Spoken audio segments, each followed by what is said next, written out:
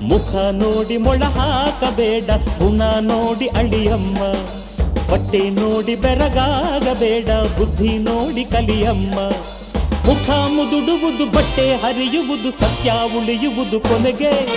ಹಣ ನೋಡಿ ಹಣ್ಣಾಗಬೇಡ, ನಡೆ ನೋಡಿ ನಡೆಯಮ್ಮ.